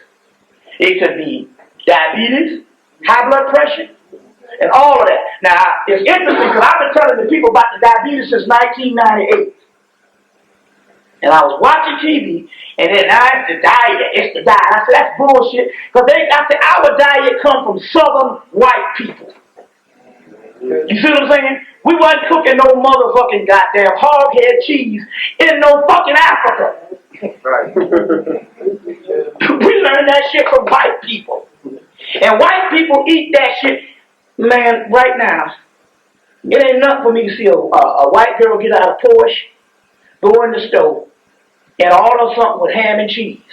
They still into that shit. Don't tell me no shit about no goddamn diet. Our diet came from white people. So it's the diet. I said, that's bullshit. Why is it that the white man eating mayonnaise, living on a goddamn trailer, fucking his sister, ain't got the fucking high blood pressure? And ain't got the motherfucking kidney failure. And on dialysis, which is like a football field now, you go into stuff. And our diet came from them. So we don't know no goddamn history. Oh, that's bullshit. White people taught us what we eat now is white people been eating. You see what I'm saying? We didn't automatically just come up with some shit. The point I'm trying to make here is all of that stuff. When I was on TV and people were talking about the diabetes is based on the diet and the black people's diet, and they came right on TV and said, if you have been on Zyprexia, because what it is, some white motherfuckers got hurt. Some rich white people say, no, wait a minute, goddammit. And they had to have a recall, and they had to put it on cable and put it on A&E, a white station that most niggas don't look at. Especially the History Channel and all that shit. Then they put it on BET. Fucking the Laugh-a-thon shit come on at 9 o'clock. Comic View. They put it on fucking A&E, and they put it on the History Channel or the Biography Channel. On cable, premium cable. And on there they say if you have been on Zyprexia, you can get a cash settlement because Zyprexia has been known to cause type 2 diabetes and pancreatitis. I said, oh, so they can give you a drug to give you this shit. Which I've been telling people for the years. They came right on TV because they gave the wrong crackers of shit. You see what I'm saying? Because they gave the wrong crackers of shit. Last week they just gave another bunch of money to the Jews in America. Now wait a minute, this is not in Germany. How the fuck were the Jews discriminated on in America in World War II? Wasn't nobody burning up no Jewish shit. But America just gave the Jews a cash settlement in America based on the Holocaust. I guess they figure y'all emotions is fucked up, like the Holocaust that happened in Germany, which was, that's a whole hoax and the whole shit that went down. But yet they paid them off 2 weeks ago. You know what I'm saying? The mystery here is still locked now. Now this is how they gonna do it. Your girl was the vice president of Equifax. It's got everything is tied in. They might come up with some shit based on Brian Nichols and some shit with Equifax. You never know. Because all of a sudden they came out now. Everything now is based on credit card theft and identity theft. Yeah? Identity theft, credit card theft. I said, damn, they act like they just got credit cards in America. Most motherfuckers just cutting up their credit cards. Including white folks. The credit card thing is motherfuckers is trying to hide from them now. So the credit card craze is less than what it was 10 years ago. And yet, and it's been 10 years, the internet been in for 10 years. All of a sudden it's about identity theft and all this kind of shit here. And I said, well, there's something behind this. They said, well, CNN said, we're going to tell you about the identity theft. And my spirit said, you better watch that. And sure enough, they came back on and say, you, in order to secure your identity theft now, to secure your name, you must check into the credit bureau twice a year. I said, there you go right there. That's the actual fact. The credit bureau ain't nothing but big brother tracking your ass. Right. What you got? Farrakhan getting ready to do a million family march. This ass, that's why he's sick and can't get rid of colon cancer or whatever type shit. Because they getting ready to do a million family march. You know, what, October again, you know. No, you know, he called it a 2 million man march, ain't it, Oz? 10 million man march? 10 million. They want everybody to stand up and be counted. You know. He's going to be on C-SPAN Monday at the same time as Johnny Sampo's funeral, and they said, they keep announcing it. We're going to run it over and over and over again. About that, yeah, it's all the same. They're going to get up there and say shit, but it's all about stand up and be counted. Him and Jesse went and prayed for the fucking Pope. Had a private session to pray for the damn Pope. You see, look, Homeland Security, they're doing this shit day by day. It cannot take effect. So Homeland Security now has a new name called a Credit Bureau. See what I'm saying? That's why they said, no, motherfuckers, we gonna fuck that bankrupt shit up. Fuck that, you ain't getting out of this. So they saying, you can't have no bankruptcy no more. Now this takes effect in 6 months. Can you imagine what niggas gonna do in 6 months? They're gonna file bankruptcy. It's gonna be pandemonium. You know what I'm saying? It's just amazing how this particular thing here, you see, is going down. But I just want to deal with some stuff here because it's still going back down to something that they are completely afraid of. Now, the implant is another thing. Implants for greed and materialism. Money and niggas equal insanity. Greed and materialism. You see, that and a compulsive aspect of shopping and consuming, all implanted. It's a whole robot nation. You see what I'm saying? You see, so implants of, you even got implants of miser and selfishness. You say, well, how the hell is somebody saving their money better than worse than somebody spending their money? Because every other ethnic group in this country, they make sure that their race is set out first before they do their individual intelligence. All of them, except us. We make sure we have ours first. You see what I'm saying? Before we tell a nigga we can't help him. You see, all of this type of thing here, I just want to put these particular things out here. Now, this, which goes to this particular point. Because we know that the implants of mass religion, Christianity, Islam, etc. I don't want to just beat up on JC. All are the same shit. Just jumping from one to the other. But remember when Bush in 1998, now look at this picture. Look at this picture. Where the hell? This particular picture. This one of the mark of the beast or whatever. In 1998, Bush ran his campaign. George Bush Sr. ran his campaign on something called 1,000 points of light. That's what he said when he got on the podium of the Republican convention. 1,000 points of light. The 1,000 points of light is talking about these implants. That's what this shit was. And around the same time that he was talking about that, niggas start killing each other wholesale in the streets. It's all connected. It's all connected. I just want to recap because this Brian Nichols shit came up. You see what I'm saying? You know, that whole thing came up. As well as the deadbeat dads. It's all connected with the terrorist bill, as well as you all being fugitives based on deadbeat dads and the whole thing that went down based on your child support. Because we talked about this before. It ain't got nothing to do with you paying for the children. Look, I got a friend that's paying back the government on child support, and both children are grown and the mama dead. Oh, shit. But he got to pay them back because the mama got on child support 20 years ago.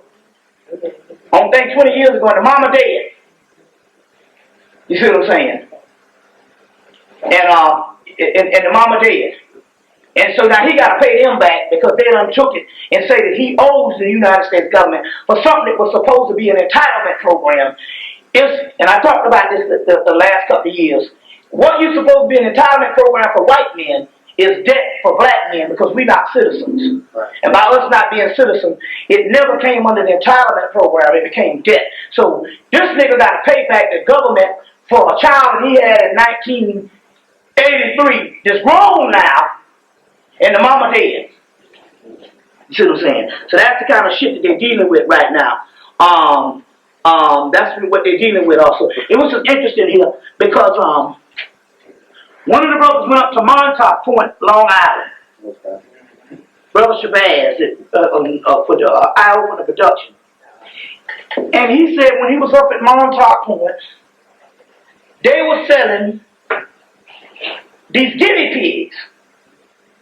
They had tons of these guinea pigs because they're still doing research up there, which is a rat, a big ass rat. And he said the Mexicans was lined up to buy it at Montauk Point, Long Island, which is a place where they still do experiments.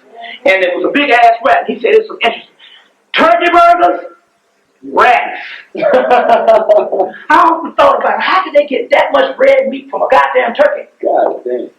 How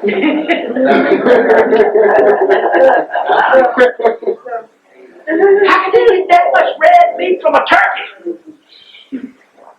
Turkey burgers is fucking rats.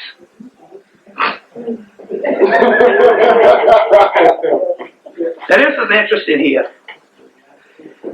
They had the comedian, his name is, you got to get him off of HBO. But anything you want, you get access to. His name is Louis Black, a Jew. Black on Broadway. Anybody saw that white boy? He dresses black. Yeah. Dresses in black. White boy said that Coke and Pepsi is making water. You know, syrup with Aquafina. Yeah. And the other one is Darsani. And this is what the white boy said. That it's so crappy to even Coke and Pepsi will not use it to make Coke and Pepsi from. You see what I'm saying? They won't put it in Coke and Pepsi. He goes on to say how there is no way that they can regulate based on what diet you have. Let's say if you got a healthy diet.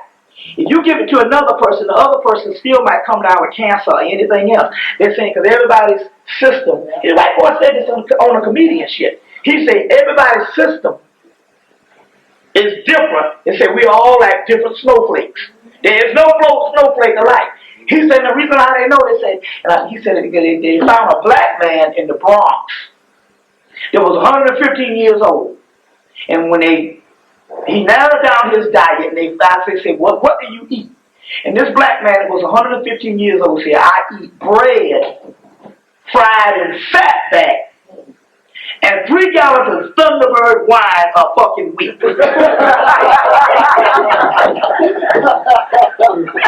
And he was 115 years old. So he's right. There is no. And what it is what this thing is saying spiritually, your body tells you what you can and cannot eat. Like me, I was a vegetarian and I was a tofu king. I got it to taste just like barbecue chicken, steak, or whatever. But now I'm allergic to tofu. So my point here is, what the guy was saying was, And then had the other guy was 125 years old to drink. He said he drank a pint of liquor a day and smoked. I think he smoked. He smoked a pack of cigarettes a day. You see, the point I'm trying to make here is what the cracker. He was a Jew. What he was saying was we are our own snowflake, which means that everybody's body is different. You see what I'm saying? You see, so that has a lot to do with this thing here that's going down. With why is it that we do know now that if you go and look at any cheap product, you finished yet? No. Okay, any cheap product, you will see soy oil in all of it. Because the soy oil is genetically modified soybean that immediately shuts down the melanin. You see what I'm saying? So they got all the vegetarians. You see what I'm saying? They got all the vegetarians and stuff like that. So that's real key on how this particular thing here. Now this is interesting here because going more and more into the science of what we're going to deal with tonight.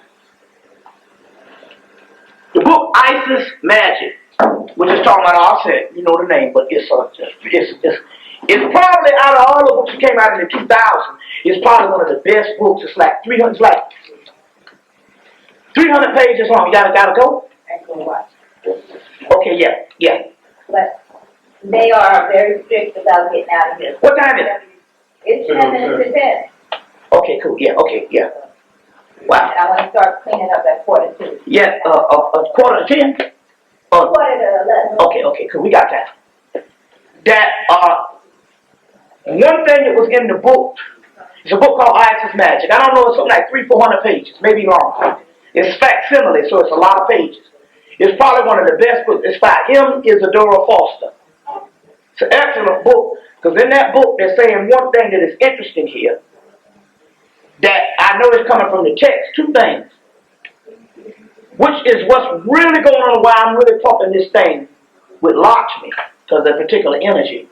Because what they're saying is that in so many words,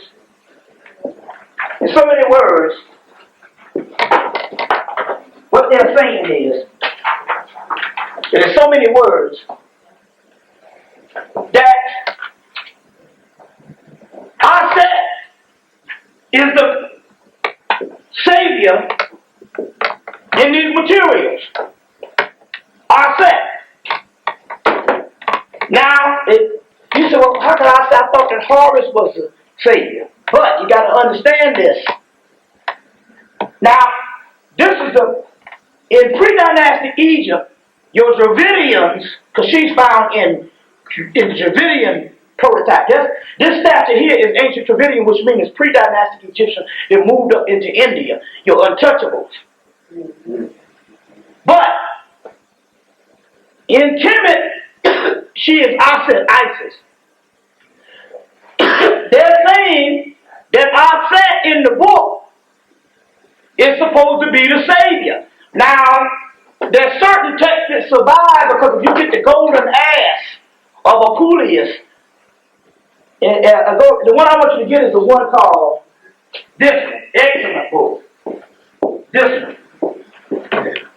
This book here, Alchemy of the Soul, Eros and Psyche, and the Guide to Transformation. Want to get this book, as well as a book called The Golden Ass of Apuleius. Apuleius is turned into an ass-head deity, and he has to go through this whole tale as being the asses represent the physical part, the physical form of the matrix. Being involved or being trapped in the most grotesque form of the matrix. But it is Isis that has to intervene in the text to bring him out of the matrix and change him back into a spirit being or change him from out of being an ass. So what M. Isadora Foster is saying, which is true in the book Isis Magic, that Aset, which is Isis, Aset is the form of the Savior. Which is interesting here because there's certain motif that was borrowed and then made male again, like this one. Jesus goes into hell or goes down into purgatory for 3 days, but he's hung on a cross and he's dead for 3 days. But if you go to damn Samaria or Babylonia or Babylon, it is Ishtar or Anana that goes down to the same hell in 3 days and is hung on a damn hook after she dies. You see the motif, how this stuff is going? So, the mystery here is, and I should have took a picture of it, is in India, they got a picture of Shiva with one side of him has a breast and another side of him has regular pectorals like a man. And they call it Shiva Hermaphrodite, which is talking about both male and female. Now in Vishnu, who is the East Indian form of Horus, when they ask him in the text, where is this so-called Christ power that you got? Where does this come from? He said, all my power comes from Lakshmi. You see, so the resurrection part that we're talking about here, mainly the energy. In Christianity, they talk about the return of Jesus, but in East India, they talk about the return of Shakti. It is the Shakti power, what is supposed to return. So the key here is, now, this is the great mystery in the book. There's a book called Gods by Alan Danalu. It's a book called Legend of some Gods and Goddesses of India, something like that. I'll get the name. But in the book, there's a text where they got all these gods and goddesses. And then they got a text that at the end time of all these gods and goddesses, one goddess, Lakshmi, stands up, and one of her arms is Shiva, one of her arms is Vishnu, one of her arms is Brahma, one of her arms is Krishna, one of her arms is Kali. The different aspects of her body, alchemically, all of the gods in the heaven is transmuted into one female.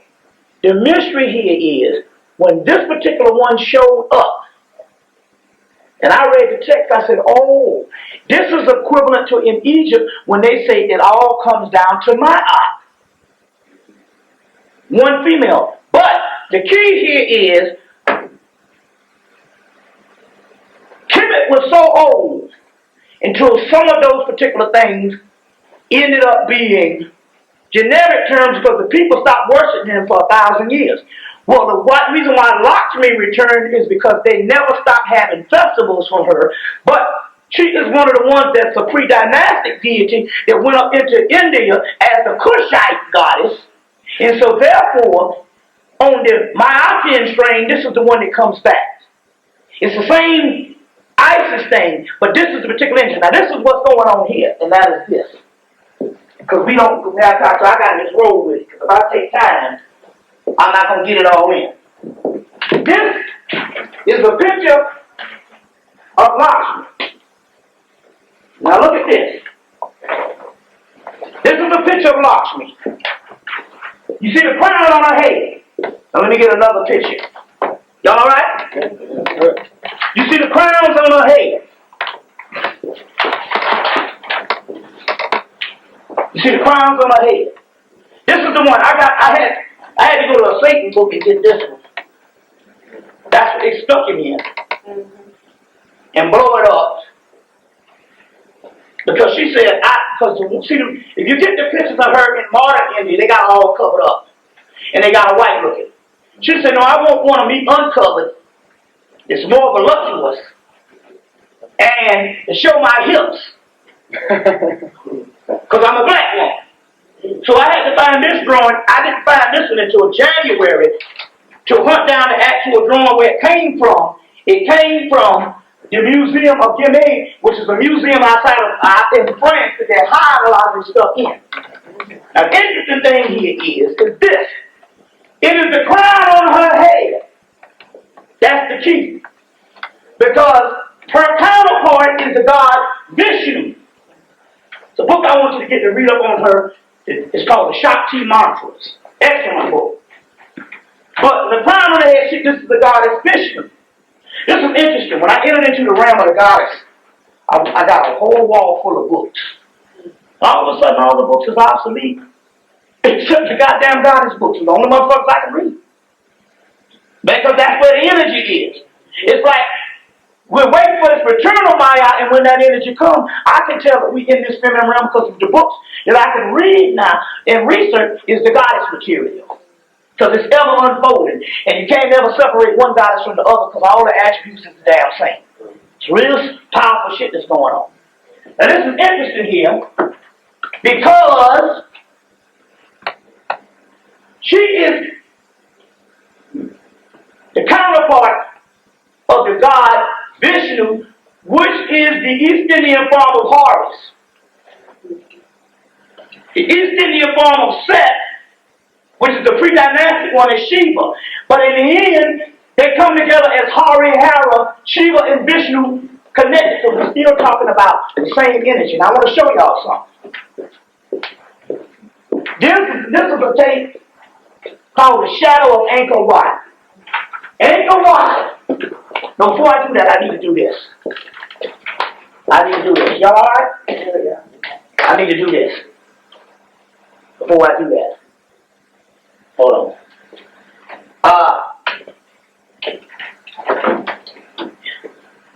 Let me play this first. Angkor Wat is a temple in Cambodia.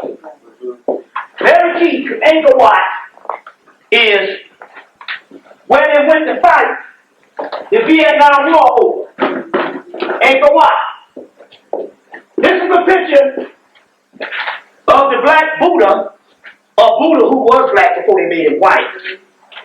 From Angkor Wat. Clearly that's a Negro. Look like a nigga that borrowed some money from me. Outside of Krispy Kreme donuts. Now, this is coming from the temple of Angkor Wat. I want to show you these because I'm going to set this up again. Y'all alright? Yeah. Very key. I'm going to set this up so show you this. This is a picture of the god Shiva that you see in different realm editions. Why is this is the real god Shiva. Look at that nigga there. That looks like your uncle.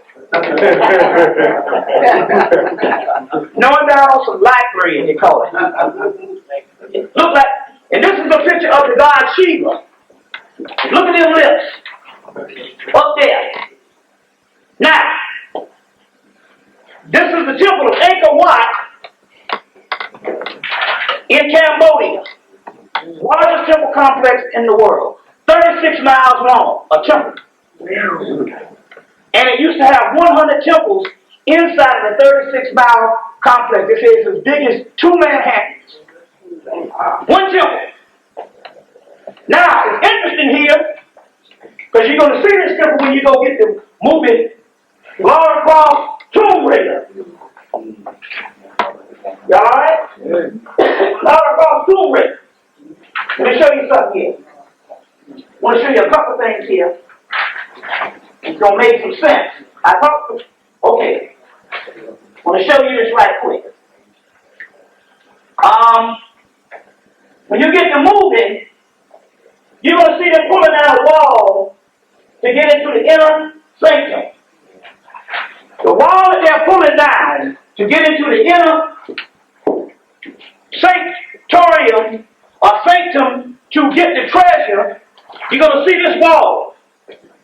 This is the goddess Lakshmi at the temple of Angkor Wat. Now this temple was built in the 8th century. It's one of the last temples of the ancient world to be built. It was built in the 8th century. And after that they built a temple down in Japan, in the island of Java, called Borobudur. Now, apparently on this temple in Borobudur, they got us taking dope, black people in America, taking dope and blowing saxophones. That's only to take Africans in Asia are prophecies through reincarnation, where they're supposed to have a temple of us in America And they would see the prophecy and write the prophecy thousands of years in advance. On the temple, they got djembe drums, which are African drums. So I had to go and get this book. Cost $125 new. It cost $75 used. And I went to Chicago. I told the people the day before in Chicago, I got to go get this book. Cost $75. But I knew one in Atlanta. And then I went to the store the next day, and the book was in Chicago. And I said, damn, man, I wish this book, the binding was broke or something. I looked and I said, well, it's got a little crack. I said, maybe he could take something off of that. My spirit said, I said, nah, he ain't going to take nothing off for $75. And the white man walked by and said, I can't sell that book. Look, the cover I'm separated from the damn binding. He said, the only thing I can do is give you half price, about $35. I say, sold. So I got this big, thick book, and he's talking about that. But the guy, Eugene Adams, before he did that, he's also talking about Angkor Wat. Now, this is the key. This is a picture of Lakshmi at Angkor Wat. The temple is 36 miles long. Now, I want to show you something here. Vishnu is supposed to have built this temple, and I think they built this temple. I know they built this temple for Lakshmi, because she done told us. We don't have to think no more. So when you're in contact with them, motherfuckers just tell you. Well, she showed up in my goddamn house, had me build a whole altar, took up one side of the house to her. So apparently, now, this is Lakshmi. I want to show this because it's the outside drawing, you can understand. Look at the temple on her head. And this is the temple of Angkor Wat. Look. Oh, shit. Yeah. I see it. Look at her crown, and look at the crown on her head. See what I'm saying? Mm-hmm. Now, this is another picture of Lakshmi.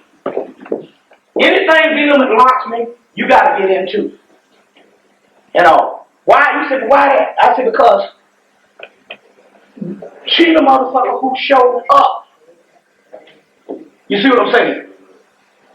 All the other ones were generic terms, but they talk about the return of Venus. And so Lakshmi shows up. This is another picture of her as the golden one. And as you can see, look at that on her head, the crown, and look at this.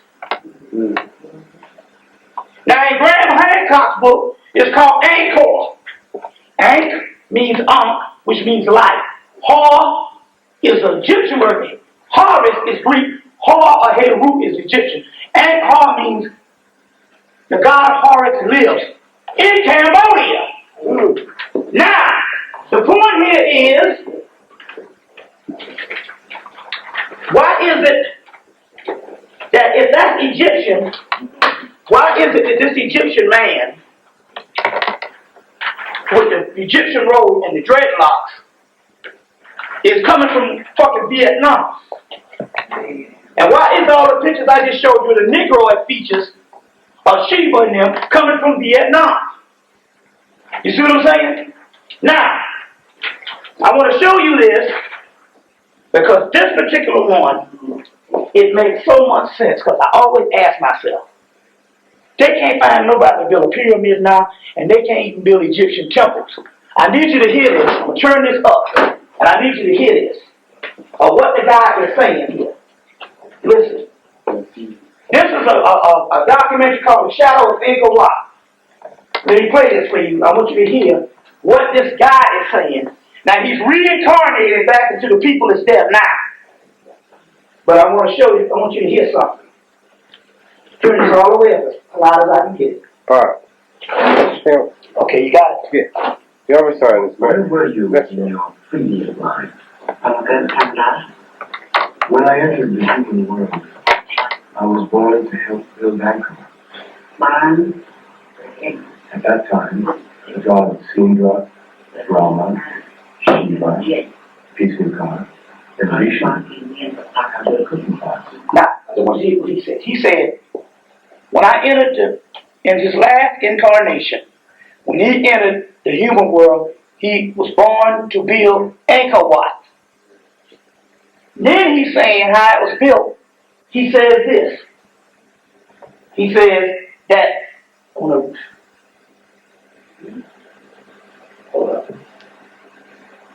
Now, this is what he says.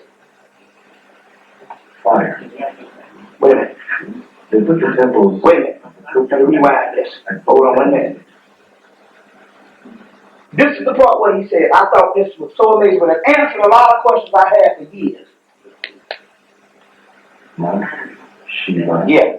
Peace be God. No, hold on. One part right here. We should have magnified this. When I entered the human world, Yeah. I was born to help build Angkor. At that time, the gods Indra, Brahma, Shiva, peace be God, and Vishnu had their cooking pots, which those used without fire. They put the temples of the cooked food at both ends of the temple for cooking food. When they first built it, they didn't put a roof on it. It was all made of wood.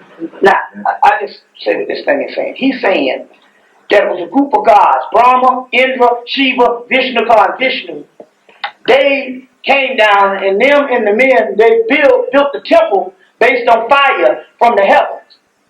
Another woman on here is saying that Vishnu styled the temple from the cow stables in the heaven realm. In so many words, what this man is saying. This man lives in Vietnam now, and they don't even worship Hinduism no more. It's fundamentally Buddhism, but this man here is talking about a group of gods that they don't even worship in that world no more, that built the temple. You see what I'm saying? The key here is he answers the question on how the Egyptian temples all was built also. You see what I'm saying? They were all built by the gods, and that's why that cracker can't never find out how to build no real pyramid or no Egyptian temple. Or the temple of Angkor Wat. The mystery here is this thing. Now, the mystery here is this. It's coming from the goddess Lakshmi. This is her temple. As well as Vishnu. As well as Vishnu, this is her temple. Now, I want to show you something here. The goddess Lakshmi's symbol is this. Let's see if I got a picture of it right quick. You see, I'm going to see if I got the picture. Let me just get it right quick. There it is. Hold on 1 minute. See if I got some more in here. Here it is. This is called the Sri Chakra or the Sri Mantra.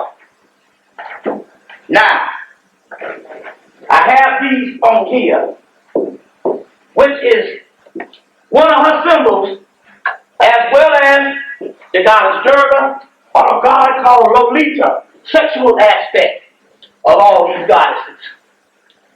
The Shakti symbol. This is called the Sri Chakra or Sri Mantra. They later on are called mandalas when they go to they call it the Sri Yantra. They later on call mandalas when they go to Tibet. Which is interesting because one guy, white boy, went to Tibet. It's the only place on the planet where they got more men than women. Tibet, they don't fight nobody. They're completely peaceful. Because Tibet, they completely started worshiping Buddha, and then most of it's filled with Buddhist monks. And everybody kick their ass, the Chinese, they don't fight, they're completely peaceful.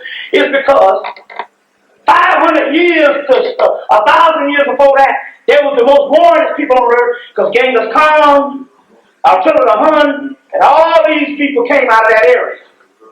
So the flip side is they were the most peaceful, but they, for some reason, I don't know whether they killed them off for 1,000 years. It's the only place on earth where the men outnumber the women. So they got a system, the only system of the whole thing where it's polyandry.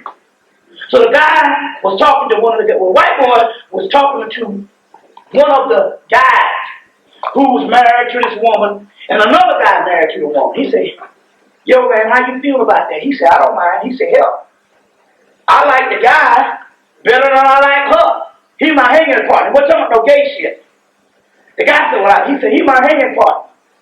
The guy said, well, no, I ain't talking about that. Particularly the white man. He said, I ain't talking about that. He said, how you handle him sleeping with her and you sleeping with her? He said, it ain't like she a goddamn bar of soap. It ain't like she gonna wear the fuck out. You know what I'm saying? So I'm saying, this is completely a Western concept. He was like, it ain't like she gonna wear out. You know what I'm saying?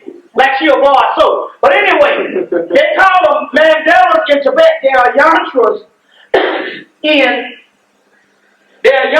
in India where it came from. Now this is the Sri Yantra. Which answers the question? Because I had this argument last week with the brothers from and I couldn't understand why they couldn't get this about the spaceships. I said the spaceships is going out abducting people, and all the physical spaceships are government spaceships. Why the fuck we gonna have a tin can come from some part of the universe? We have ships, but they are spiritual. They are entities. And they didn't want to buy that, and I didn't realize till the next morning why they didn't want to buy that, because if the spaceships are not spiritual, if they're not physical, if they can't get a person, that means that Dr. York can't get out of jail, because they're going on the premise that some people from the planet Ritz, where Dr. York said he was from, is going to come and rescue him from jail. And so they couldn't buy the concept of some metaphysical shit because they waiting for some ships to come and get him out of jail. And he wasn't born on no Planet Ritz because Planet Ritz don't exist. He was born in Moorish Projects in Brooklyn, the same damn place where Jay-Z is from, the rapper. From Moorish Projects, right in Brooklyn. That's where the nigga from. He got a brother that's a pimp right now. He got 2 women to do all his work for him. He's just on a smaller scale from the pimp. Then his brother became an international pimp. So they looking for the niggas from the planet Ritz, so they was all upset with me when I was telling them, ain't no fucking damn physical beings. Which it still goes back to saying, well, what are those ships or those things we see out there at night? And it finally all manifested because the spirit keeps saying, one day it's going to be revealed to you on what these ships are all about so you can use them and so we can have access to this ship. But I already knew that it was a spiritual entity. This is the damn ship right here. The Yantras. I said, oh shit. These things we've been seeing for years, they're right outside. The key is, I wish I could have highlighted it. I should have got a black and white one. There's an upside down pyramid. Anytime you see the upside down pyramid, when a woman is naked and she closes her legs together, you see an upside down pyramid. That's the pubic hair pointing down. But in the middle of the upside down pyramid is a little dot. And that dot is the kingdom of heaven. That's the G-spot. The clitoris is the pronounced aspect. The G-spot is the kingdom of heaven. It's interesting because these white boys have put out a book called Dragon Legacy. And in there, the white boys are talking about the G-spot, and they were saying it's the kingdom of the goddess. But it's a higher form of melatonin in the G-spot. They even talked about a mantra you can say, Lu-ah-ah, Lu-ah-ah, which is a mantra that you can say that's dealing with the G-spot. And this woman puts out a book called G-spot, and the female is called Female Ejaculation and the G-spot. And tapping into that, a woman that's 70 or 80 can reverse her age back to a motherfucker 30 by tapping into the G-spot, which some people already saw this. You might be sick of it, but Philadelphia needs to see it too. Is this woman who is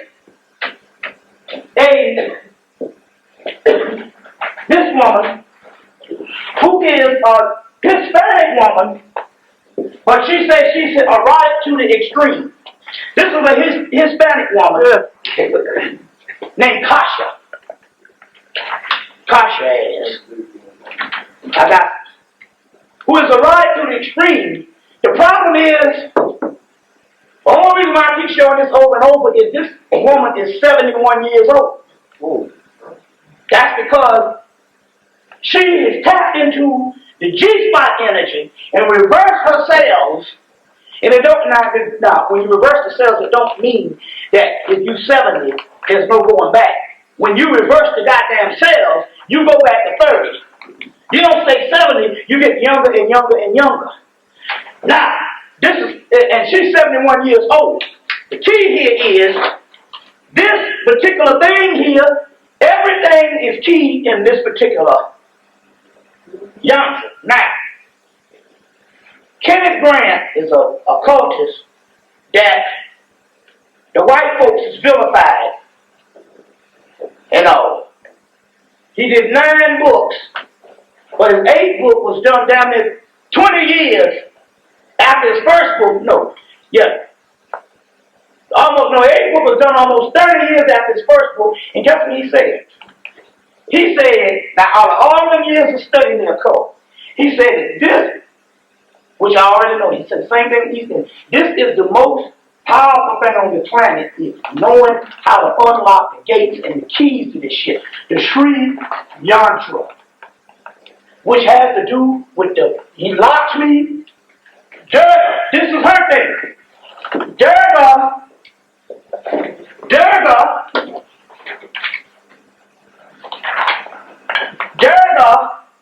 there's a cult in India called the cult of Lolita, and they worship a form of Durga in the sexual aspect called Lolita. All this is connected with Lakshmi and all of that. Kali and all of this type of thing. And this is her symbol also. The mystery here is, with this being a prophecy of the future, because number one, it first appeared as an African lion. Then it appears as a tiger, which means it's an event that jumped off in Asia, which is the tsunami. This whole thing was Durga fighting the buffalo demon. Well, when I got back to Philadelphia, my queen got it, and 4 or 5 other people got it, and all of them said it was Kali that did the tsunami. Well, she is the warrior aspect of Kali, so in so many words, this is in the Brooklyn Museum, is a prophecy. But if this is a prophecy, and this is connected with this, then this has something to do with the inner aspect of the black woman and the black man, but it is the supreme feminine aspect that means in actuality in so many words. And we're calling this the ship, but we're also calling this something that's going on the inside, because it's a tantric symbol based on some sexual activities. The key here is we can understand why they got to put the shit on lockdown, because I said that the sister in the labs is saying, and she said it 2 weeks ago, she said, the DNA that they've been tracking for the last 7 or 8 years, she's been talking about this. She said, basically, it's completely changed from what it was 7 years ago when they've been studying black people DNA. And when she went into the spirit realm, by taking the sacred mushroom, the spirit said, you have already changed. All you got to do when you get sick is drink your own urine, because your urine has all the alchemical properties in it of the new God that's on the inside of you. Which means you can't get it all in nature, because all in nature hasn't been alchemically synthesized. But inside of your body, whatever you eat, whatever you do, whatever it is in nature is synthesized into this elixir of the God and goddesses is in the inside. Before they come out, they're already in us, and they say, all you got to do is drink your urine when you get sick. You see what I'm saying? So in so many words, the ships that we are seeing out there, is nothing but a manifestation, because it reappears of this stuff that's going on the inside of us. And this Sri Yantra is one of the keys. So the spirit said, produce the Sri Yantra, and in so many words, it's a meditation device. You got to meditate upon it. And these particular things do certain magical things. You say, well, how does that line up? Look, if you already advanced, and there's something inside of you that's already changed, then the only thing you need is the right keys and trigger points to line that up. So when your soul, which is alive on the inside of you, sees this Mandela, you understand what I'm saying? It lines up alchemically because it is viewing something that is designed for it to line up in the matrix that it's supposed to line up to. And that's why this is important. This is thousands of years old. And the reason why white folks